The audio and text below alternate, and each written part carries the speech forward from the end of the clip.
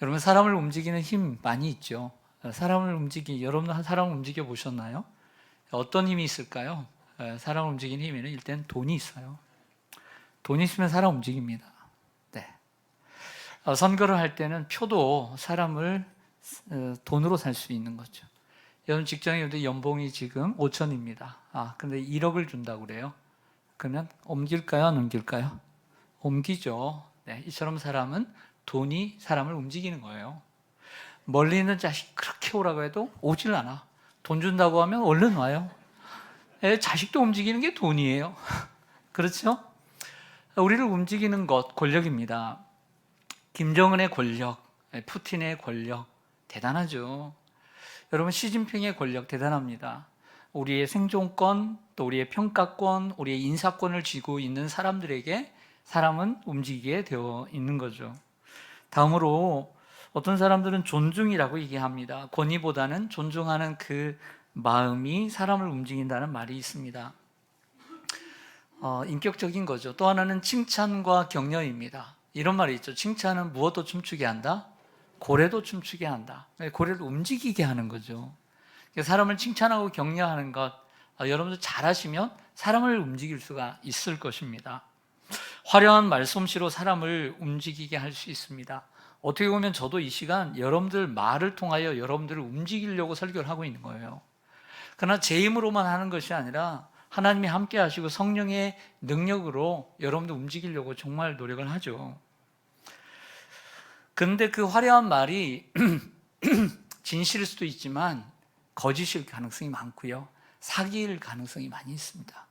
그래서 여러분 살아오면서 그 화려한 말로 사기를 당하고 움직이기도 했잖아요. 관심과 호의와 사랑이 사랑을 움직이게 합니다. 끊임없는 관심, 끊임없는 호의, 끊임없는 사랑이 그 사람을 움직이죠. 저 사람 내가 고객으로 만들고 싶어요. 그리고 평생 고객으로, 그리고 저 사람과 거래를 하고 싶어요. 저 사람이 다른 데 고객이고 다른 곳에 거래가 있어요. 그렇지만 끊임없는 관심과 호의 속에 그 사람이 내 사람이 될 수가 있고 나의 회사를 크게 할 수 있는 도움이 될 수 있는 것이죠. 세계적인 비즈니스 컨설턴트인 리차드 윌리엄스는 사람을 움직이는 피드백의 힘이라는 책에서 우리의 삶은 다른 사람들과 주고받는 피드백으로 이루어진다고 했습니다. 사실 피드백이란 우리가 외래어로 많이 사용하지만 한마디로 이제 우리나라 말로 얘기한다면 반응이라고 하겠죠. 내가 그 사람에게 어떻게 반응하느냐. 저 사람이 나를 인사를 했어요. 시큰둥해요. 이게 반응이죠. 저 사람이 나에게 반응을 했어요. 나도 적극적으로 기대도 하는데 나한테 허그를 하고 포옹을 해. 그게 피드백이죠. 이런 피드백, 사람과 사람 사이 형성되는 건강하고 활력이 넘치는 관계야말로 우리가 인생에서 가장 소중하게 간직해야 할 보석과도 같은 가치다라고 리처드 윌리엄스는 얘기합니다. 세계적인 경영의 대가인 피터 드러커도 삶을 바꾸기 위해 필요한 것은 단 하나, 바로 피드백이다라는 말을 했습니다. 사실 인간관계를 형성하는 데 있어서 이처럼 긍정적이고 적극적인 피드백을 하시는 분들을 보면 그렇지 못한 사람으로서는 어때요? 부러워요, 안 부러워요? 부럽죠. 야, 저 적극적인 자세, 와, 악수를 한번 하더라도 꽉 하고 야, 나를 얼마나 생각하길래. 저는 그렇게 한 적이 없거든요. 뭐 손도 잡고 힘도 없고. 근데 어떤 사람은 꽉 잡고 목사님 잘 있었습니까? 이번 주에 저한테 그렇게 인사하신 분이 있었는데 지금까지도 기억이 남아요. 여러분, 이런 분들이 좀 사업도 잘하고 판매도 잘하고 그렇지 않겠습니까? 이러한 상대방에 대한 좋은 피드백은 삶을 살아가는 데 있어서 좋은 처세술이 될 수 있습니다. 그런데 저는 오늘 제가 다루고 싶은 주제는 이러한 인간관계나 또 경영에 대한 내용이 아닙니다.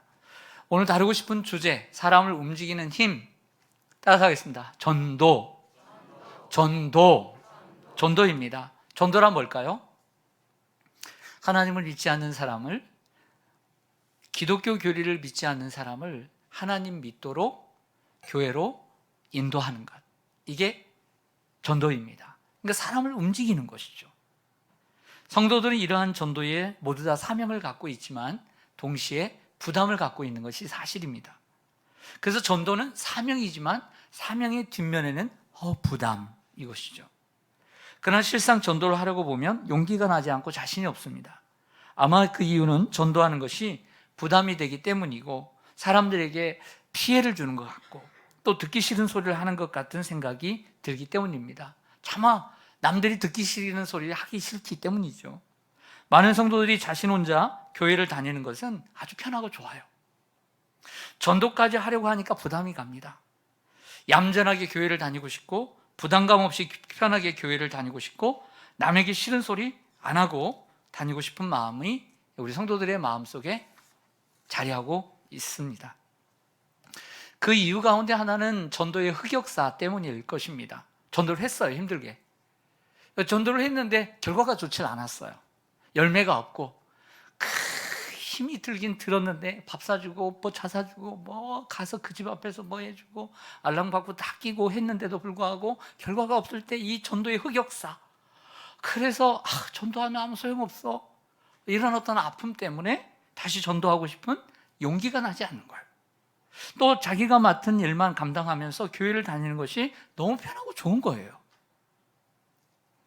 물론 교회 안에서 여러분들이 맡은 일, 성가대를 하고 또 뭐 어떤 일을 하고 하는 거 정말 중요합니다. 구역장을 하고 교사를 하고 주차와 안내를 하고 너무 중요하죠. 그 일이 중요한 것은 어떤 사람이 전도를 해왔을 때 그 사람이 교회 안에 정착하고 또 계속해서 성장해 갈 수 있는 토양이 될 수 있기 때문에 여러분들이 하는 일들은 정말 중요한 일들인 거예요.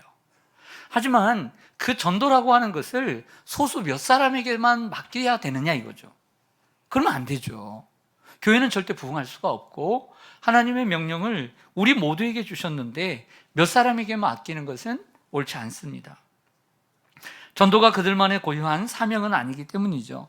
전도는 우리 모든 그리스도인들에게 주신 예수님의 엄미한 명령이기 때문입니다.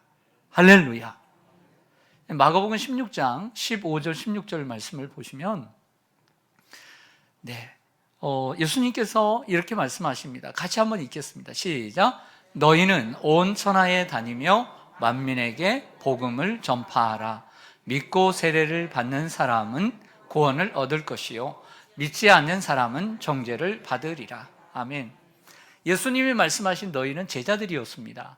결국 예수님을 믿고 따르는 사람들은 온 천하에 다니며 만민에게 복음을 전파해야 해요. 왜냐하면 그 예수님을 믿고 세례를 받은 사람만이 구원을 받을 수 있고 믿지 않고 세례를 받지 않는 사람들은 정죄를 받을 수밖에 없기 때문인 것이죠. 사도행전 1장 8절 말씀 같이 읽겠습니다. 시작. 오직 성령이 너희에게 임하시면 너희가 권능을 받고 예루살렘과 온 유대와 사마리아와 땅끝까지 이르러 내 증인이 되리라 하시니라. 아멘.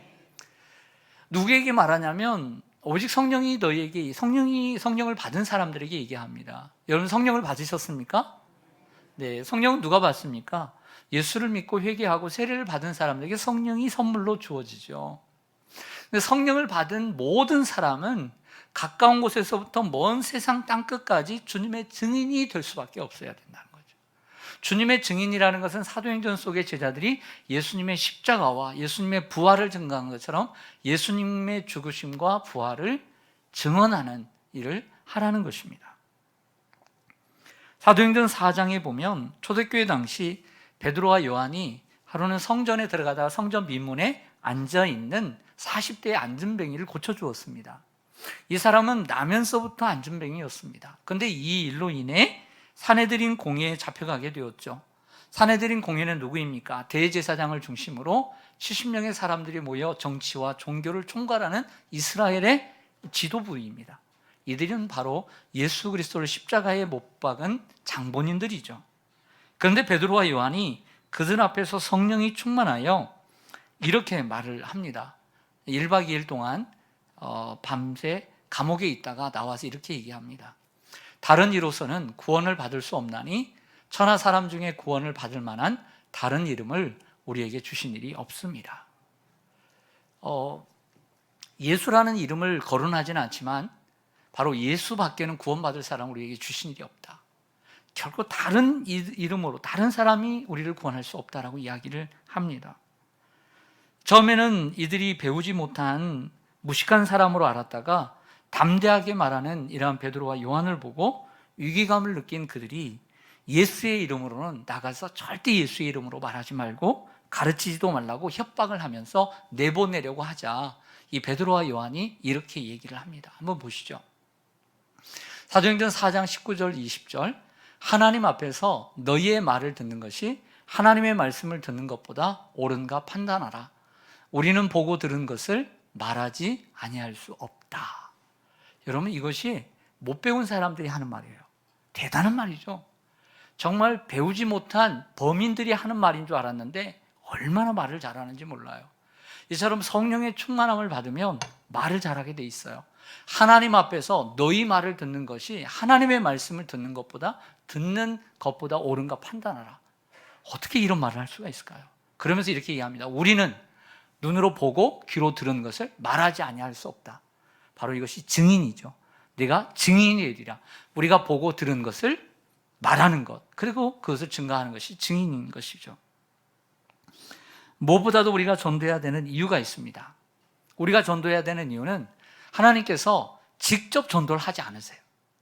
하나님께서 직접 내려와서 전도를 하지 않으세요. 그리고 하나님께서 날개 달린 천사를 보내서 전도를 하지 않으세요. 오직 사람을 통해서만 전도를 하시기 때문에 우리가 전도하지 아니하고서는 전도가 될 수가 없기 때문에 우리가 전도해야 합니다. 자, 이 말씀을 고린도전서 1장 21절에 하고 있어요. 사도 바울이 하나님의 지혜에 대해서 이야기하면서 하나님의 지혜에 있어서는 이 세상이 자기 지혜로 하나님을 알지 못하므로 하나님께서 전도에 미련한 것으로 믿는 자들을 구원하시기를 기뻐하셨도다. 아멘. 전도는 하나님이 직접 하지 않으셔요. 천사들을 보내지도 않으세요. 오직 사람에게만 부탁하셔서 그 전도에 미련하잖아요. 전도. 여러분, 사람들에게 뭐 자동차 하나 팔고 TV 하나 파는 것보다도 힘들어요. 전도는 정말 그렇지 않아요? 정말 세상에 쉬운 일이 많은데 다 쉬운 건 아닙니다. 정말 어렵지만 그런 일보다도 정말 어려운 게 전도예요. 전도가 얼마나 미련하면 그 1년에 한 번 전도하기가 힘듭니까? 아니 평생 한 명 전도하기가 힘듭니까? 하지만 하나님은 그 전도에 미련한 것으로 사람들이 구원받는 것을 기뻐하신다는 거예요. 그거 외에는 전도할 길이 없어요. 그래서 우리가 전도해야 되는 거예요.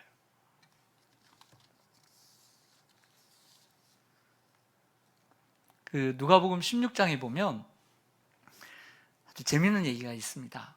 재미있으면서도 섬뜩하죠. 누가복음 16장에 보면 예수님께서 부자와 거지 나사로의 이야기를 하십니다. 거지 나사로의 이름을 거론한 걸 보면 실제 이야기 같기도 합니다. 이 부자는 이 세상에서 쌓아놓은 돈으로 먹고 마시고 누리는 것을 삶의 목적으로 알고 살았던 사람이었어요.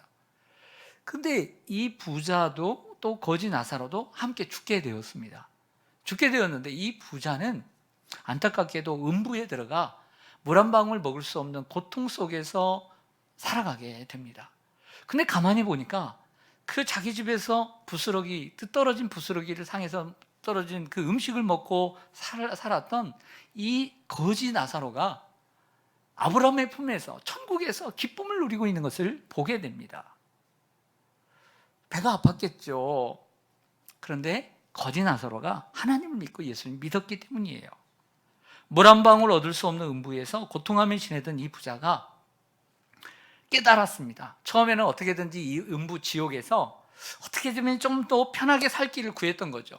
물 한 방울이라도 더 얻고 편안한 잠자리라도 얻고 아니면 스스로 목숨을 끊어서 죽기라도 했으면 좋겠는데 이것도 저것도 안 되는 것을 시간이 가면서 깨닫게 된 거예요.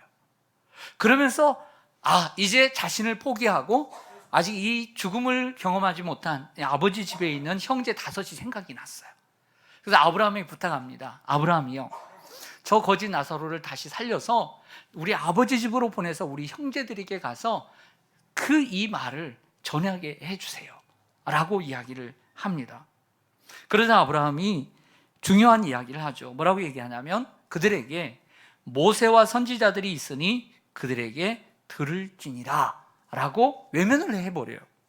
그러자 부자가 이렇게 대답합니다. 그렇지 않습니다.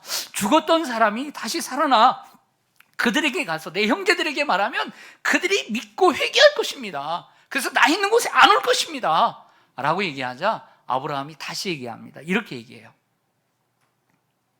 누가복음 16장 31절에 이르되 모세와 선지자들에게 듣지 아니하면 비록 죽은 자 가운데서 살아나신 자가 있을지라도 권함을 받지 아니하리라. 아주 중요한 핵심을 얘기해요. 두 가지를 얘기해요. 먼저는 구원 얻는 길은 하나님의 말씀을 듣고 회개하는 길밖에 없다. 이것을 단정 지은 거예요. 이 세상에서 수많은 사람들이 구원 얻는 길은 하나님의 말씀을 듣고 구원 얻는 길밖에 없다.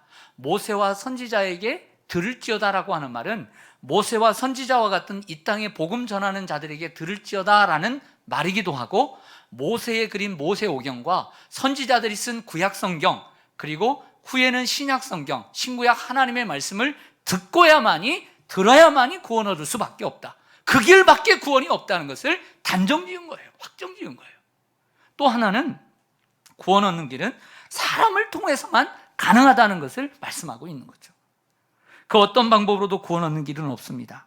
오직 전도의 미련한 것으로만 사람을 구원할 수 있음을 가르쳐 주셨어요. 그러므로 전도가 영혼 구원의 유일한 길입니다. 할렐루야. 따라하겠습니다. 전도가 영혼 구원의 유일한 길이다. 믿습니까? 믿습니까? 다시 한번 크게 한번 아멘 해보세요. 믿습니까? 다른 길은 없어요. 하나님이 직접 전도하지 않으세요. 천사를 보내지 않아요. 우리 사람에게만 부탁하신 일이 전도예요. 그래서 우리가 전도를 해야 되는 거예요. 전도를 하려면 사람의 마음을 움직여야 되죠. 그렇죠? 근데 마음이 움직였다가도 발이 움직여요, 안 움직여요? 안 움직여요. 그놈의 발이 안 가. 어디로 안 가요? 교회로 안 와. 그래서 마음을 확실하게 돌리고 그 발걸음을 교회로 옮겨야 되는 거죠. 신학교에 다닐 때 일입니다. 1988년도, 89년도 군대 가기 전에 어느 날 수요예배를 드리려고 하는데, 그런데 갈 만한 마땅한 교회가 없었어요. 그래서 저녁을 먹고 기숙사에 있는데 경상북도 풍산에서 올라온 친구가 있어가지고, 한 살 많은 친구인데 그냥 친구예요. 그래서 그 친구가 얘기했더니 자기 교회 가자는 거예요. 그래서 자기 교회를 가자고 그래서 따라갔어요. 제가 그 교회를 왜 따라갔냐면요, 자기 교회를 그렇게 자랑을 하는 거예요.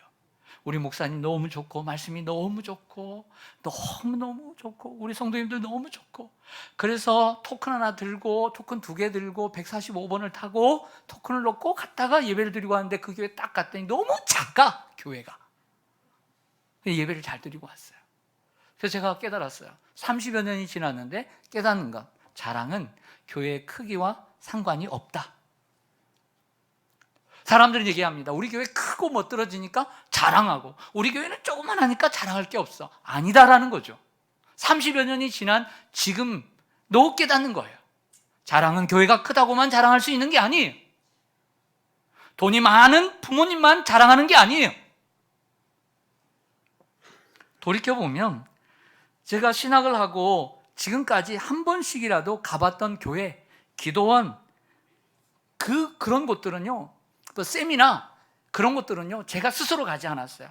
누군가 저에게 귀뜸해주고 말해주고, 야 거기 가면 영역이 있다, 능력이 있다, 아주 말씀이 좋다, 아주 기도발이 대단해, 막 그런 말만 듣고 저는 갔어요. 그래서 많이 다녔어요. 경험을 많이 했어요. 느끼는 말은 뭐냐면, 스스로 간 곳은 너무 적고 남들이 얘기해줘서 다 갔다.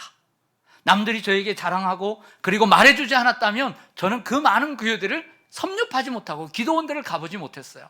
그러나 그 당시에는 이런 말은 없었어요. 그 교회 너무 크고 너무 멋들어지고 화려하고 너무 좋아, 그거 가봐, 이런 얘기는 없었어요. 단순히 영역이 있다, 능력이 있다, 말씀 좋다, 기도발 있다, 배울 거 있다, 그렇게 해서 다닌 거예요.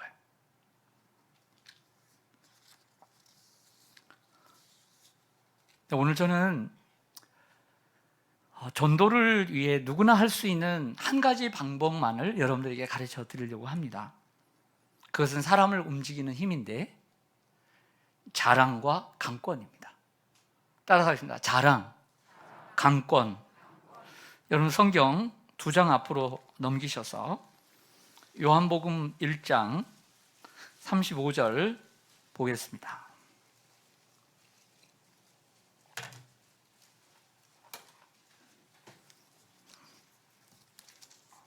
요한복음 1장 35절부터 제가 읽을 테니까 음미하면서 잘 따라오시기 바랍니다.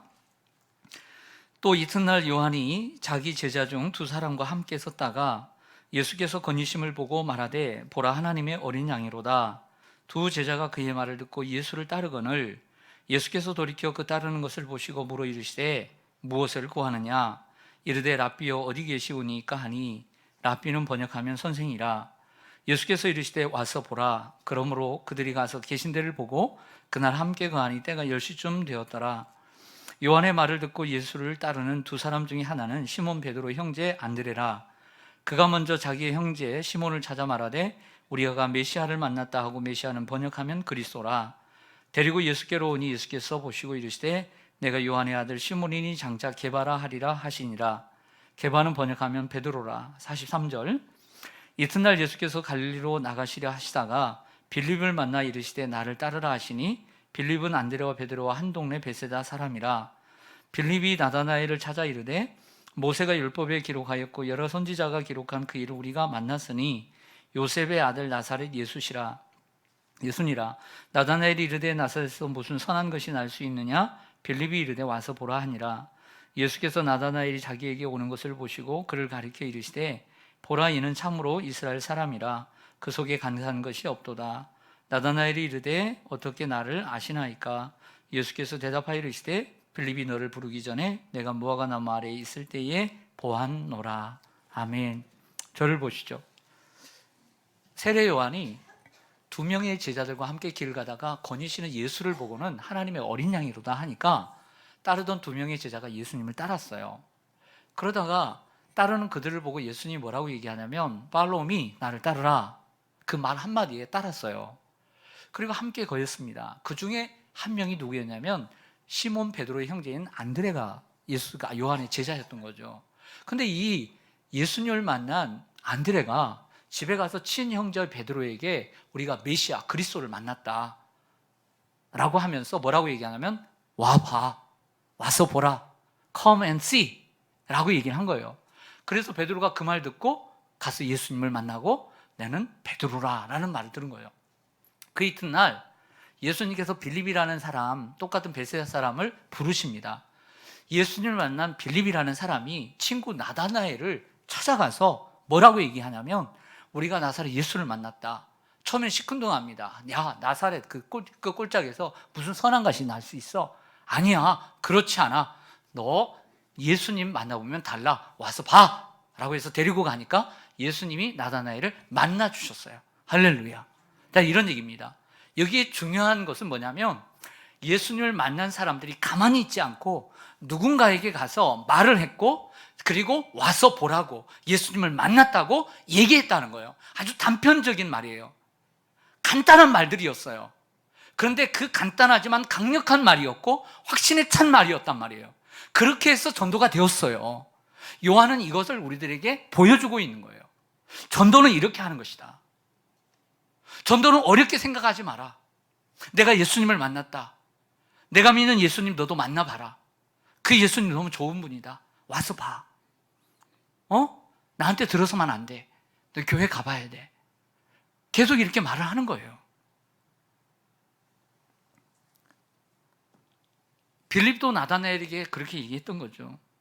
우리는 이 장면에서 전도의 방법을 배울 수 있습니다. 그것은 소개하는 것이고 자랑하는 것입니다. 여러 번 얘기했지만 저는 예수 믿지 않는 가정에 태어났어요. 제사도 엄청 많이 드리고요. 점도요, 우리 동네에서 제일 많이 점을 쳤어요.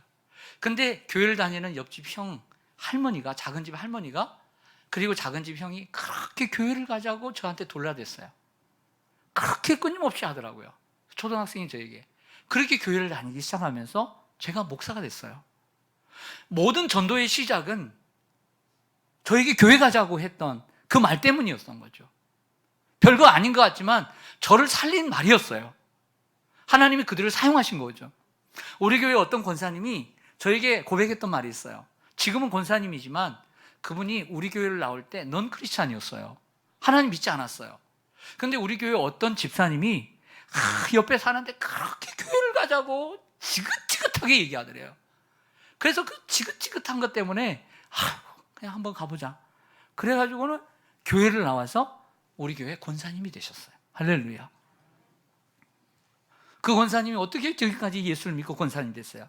그 끊임없는 전도, 우리 교회 가보자고 했던 그 집사님이 전도를 하셨기 때문이에요. 여러분들 대부분 그렇게 예수 믿지 않았어요? 여러분들 사랑하는 우리 장로님들, 남편들, 여러분들 처음부터 예수 내가 갈게 그랬습니까? 끊임없이 아내가 여러분들 교회 가자고 졸라대지 않았나요? 부모님들에게 자녀들이 졸라대지 않았나요? 오늘 요한복음 4장은 예수님께서 이스라엘 당시는 북쪽의 갈릴리, 그리고 중간에 사마리아, 그리고 남쪽에 유다, 이렇게 3등분 되었습니다. 근데 이 사마리아라고 하는 지역은 영화에서도 다루고 있는 것처럼 아주 버려진 사람들을 의미합니다. 바로 이 성경에서 가져온 단어가 사마리아예요. 사마리아는 역사적으로 저 아수르에 잡혀갔다가 혼혈민족이 되어서 돌아온 사람들이기 때문에 개취급을 받았어요. 예수님께서 하루는 이 사마리아 수가성의 점심때에 그 우물에 도착했는데 한 여인을, 물 들어오는 여인을 보게 됩니다. 아니, 물을 선선할 때 들어와야지 어떻게 한낮에 그 뜨거울 때 들어옵니까? 사연이 있었죠.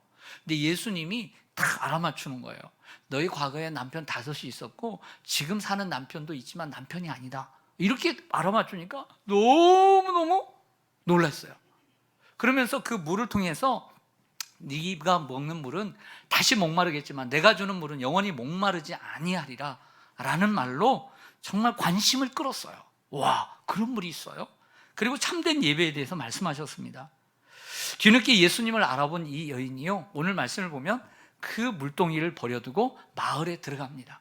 그리고 사람들에게 내가 예수님을 만났다고, 내 과거의 전적을 다 알고 계시는 그분이 그리스도가 아니냐, 너희도 와서 come and see, 와서 보라 하면서 전도를 하는 내용이에요. 물동이를 버렸다는 것은 새로운 생수를 얻고자 하는 열망을 상징적으로 보여주고, 일부러 피해 다녔던 동네 사람들을 스스로 찾아가 와서 보라고 자신의 개인적인 삶을 다 알고 계시는 그분이 그리스도가 아니겠느냐 하면서 증언하고 있었다는 거죠. 한마디로 예수를 적극적으로 소개하며 자랑한 것입니다. 그 결과 그 사마리아 수가 동네 사람들은 어떻게 되었을까요? 한번 보겠습니다. 요한복음 4장 39절입니다.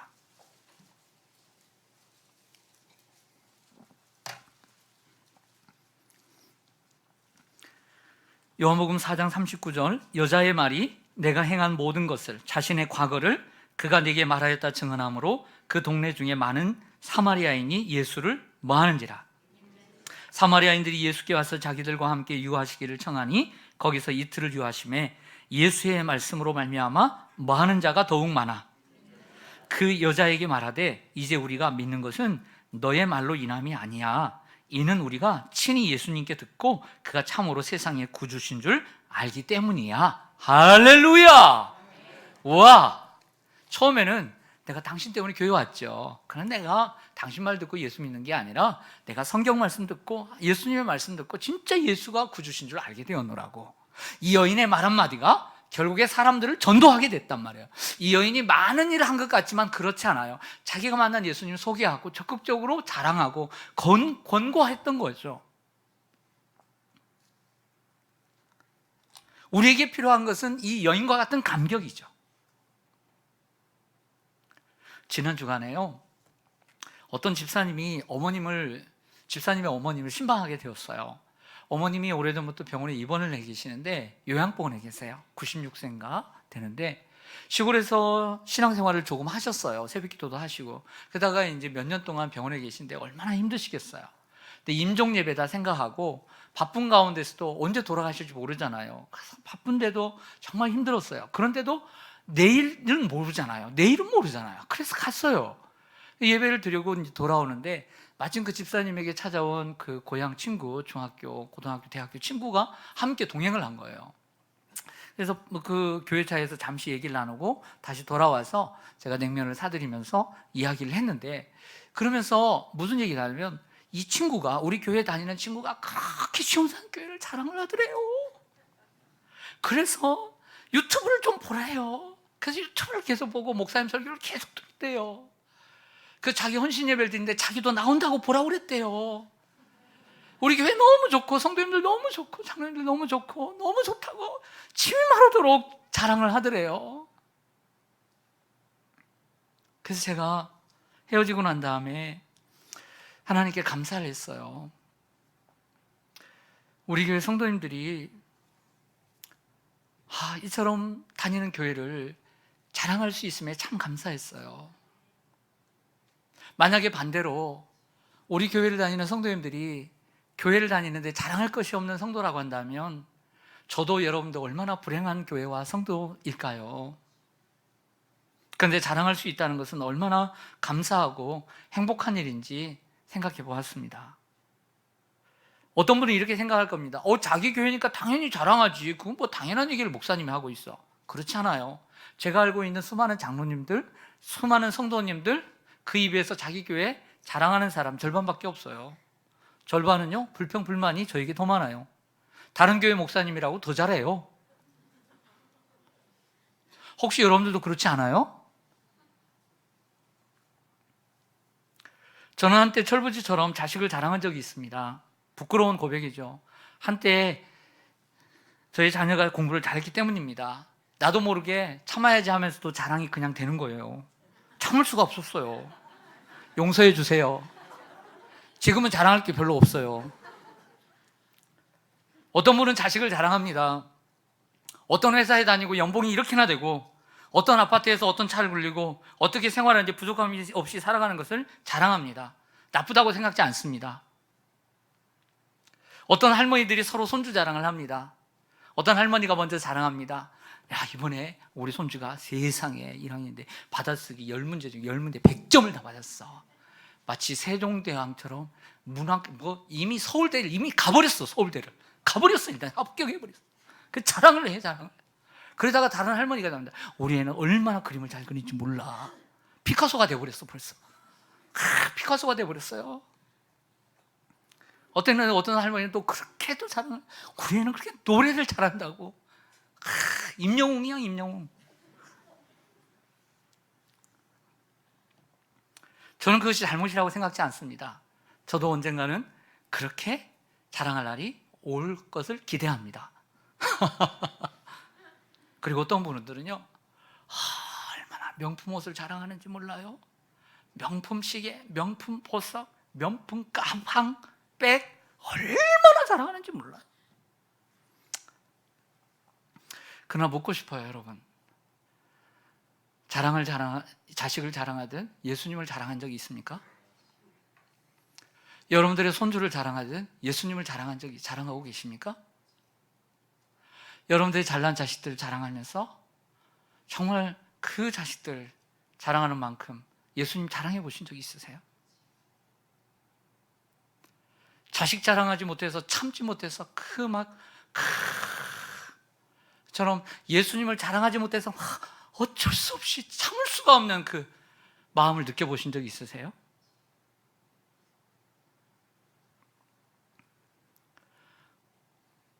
우리 죄인, 장로님께서 기도하신 것처럼 정말 영원히 죽어서 마땅한 우리를 구원하시기 위해서 사람의 몸을 입고 오신 우리 예수님, 그 온갖 고난을 다 받으시면서 십자가 지신 예수님, 지금도 우리를 사랑하시고 우리와 함께 계시며 날마다 우리의 무거운 짐을 날마다 져주시며 지금도 하나님 보좌 우편에서 우리를 위해서 바른 길, 옳은 길, 의의 길 걸어갈 수 있도록 날마다 중보하시는 그 예수님, 예수님을 침이 마르도록 자랑해 보셨습니까?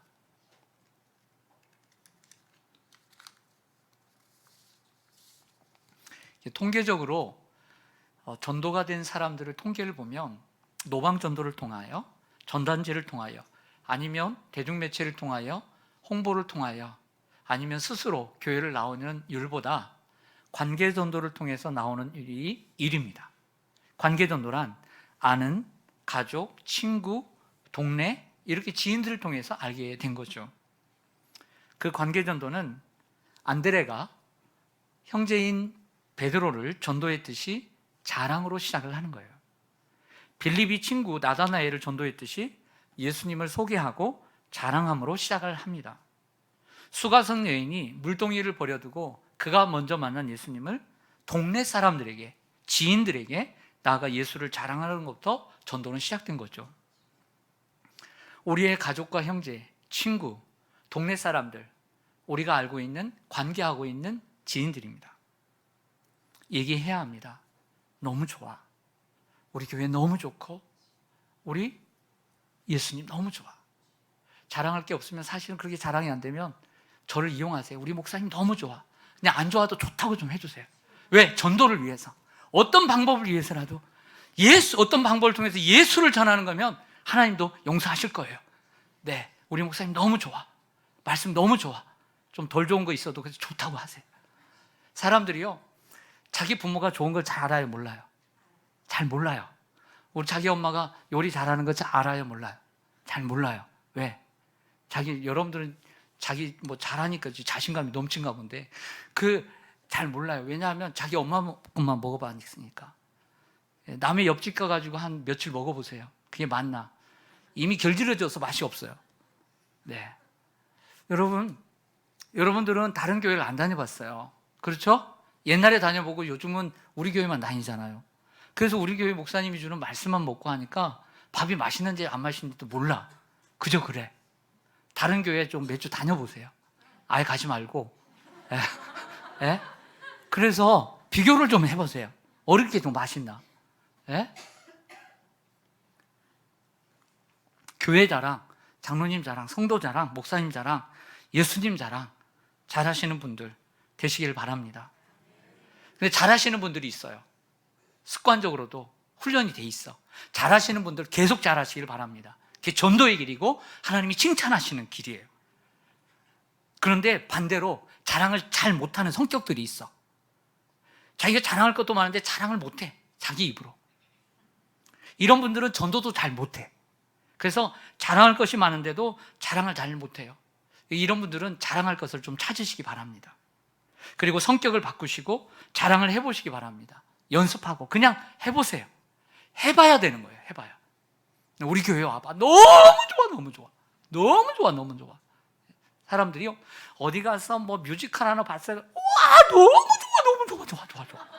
어디 가서 뭐 예술의 전당 가서 어디 뭐 불후의 명곡 가서 나 갔는데 너무너무 재밌어. 와, 그런 얘기는 그렇게 많이 하면서 우리 교회 너무너무 좋아. 이런 얘기는 안 해. 그렇게 웅장하고 화려하고 사람들 많이는 그런 것은 그렇게 좋습니까? 교회가 그것보다 못합니까? 그래서 그런 곳은 한 번 갔다 그렇게 자랑하면서 교회 자랑은 못합니까? 친구에게?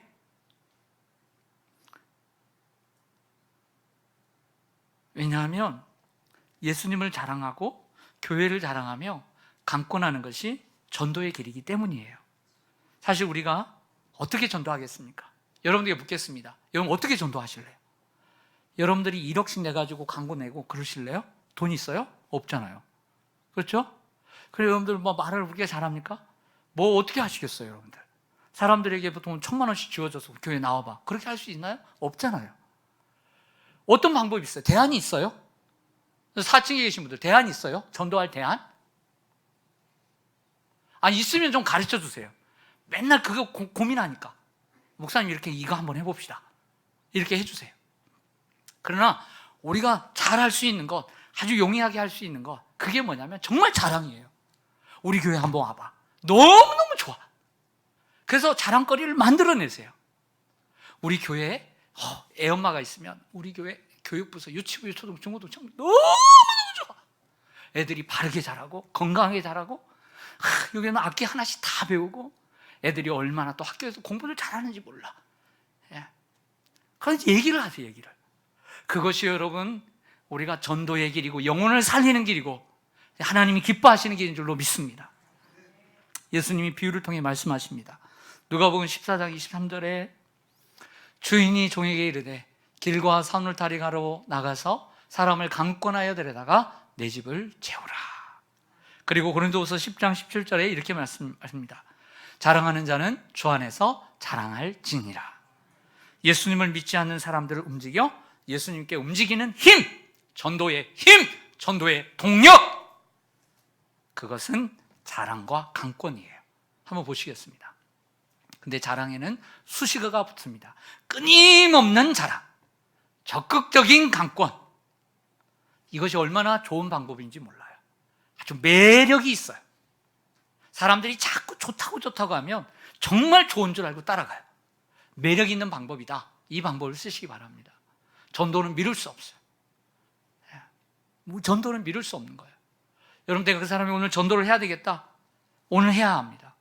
내일 그 사람이 살아있을지 죽을지는 모르는 일이에요. 전도는 미룰 수 없는 일이에요. 그리고 데려오면 하나님이 하실 줄로 믿습니다. 이 사람 데려오면 어떻게 하지? 아니에요. 하나님 그걸 기억하세요. 사람을 하나님께 데려오면 다 하나님이 하셨고 예수님이 하셨어요. 그러니까 열심히 데려오면 하나님이 하실 줄로 믿습니다. 기도하겠습니다.